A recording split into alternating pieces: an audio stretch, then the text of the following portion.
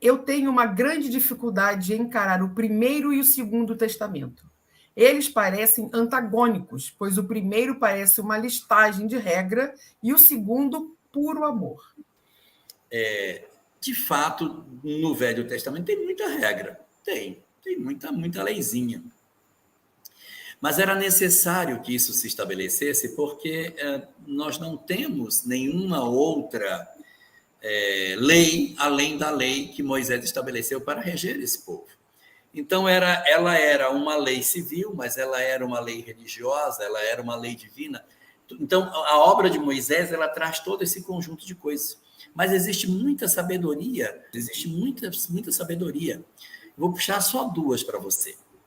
Tem uma que diz assim: amai ao próximo como a ti mesmo. Não é cristão.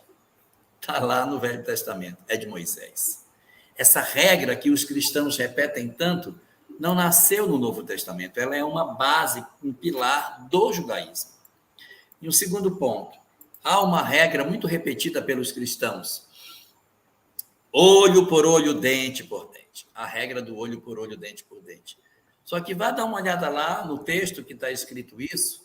Como é que está colocado? Está dito que aquele que ferir o seu irmão pagará olho por olho e dente por dente. Mas em nenhum lugar está dito: e vai tu mesmo fura o olho daquele que furou o teu olho. Não existe isso. A lei está dizendo: aquele que machucar o outro pagará olho por olho e dente por dente. Nós é que literalizamos tudo isso e fazemos uma interpretação extremamente rasa, colocando como se tudo fosse uma lei para ser cumprida de maneira rígida. E só para complementar, tem uma parte da Torá que diz o seguinte, que na hora da colheita, você planta seu campo e na hora de colher, você colhe em redondo.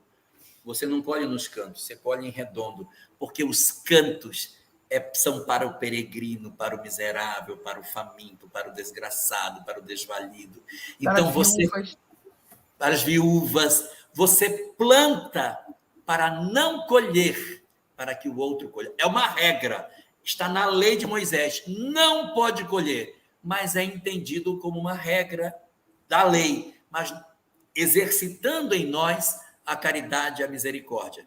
Não é uma sugestão, não faz isso, porque não é bom. É regra, não pode colher. Porque o povo ainda precisava dessas regras. Quando Jesus vem, as regras são abrandadas, porque a humanidade havia dado um passo, não precisava mais desses ensinamentos tão rígidos, como, por exemplo, acontece nos 10 mandamentos. Se você bem olhou, 8 deles começam com a palavra não. Não faz isso, não faz aquilo. Então, o que é para fazer? Eu não sei, só sei o que é para não fazer.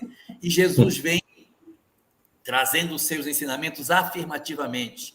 Amai os vossos inimigos, fazei bem aos que vos aborrecem, bendizei os que vos maldizem. Jesus sai da negativa para o positivo. Então, quando nós temos essa visão, a gente percebe que é alguém pegando na mão de outro alguém e conduzindo. Enquanto a criança, regras bastante amarradas para que a pessoa ande.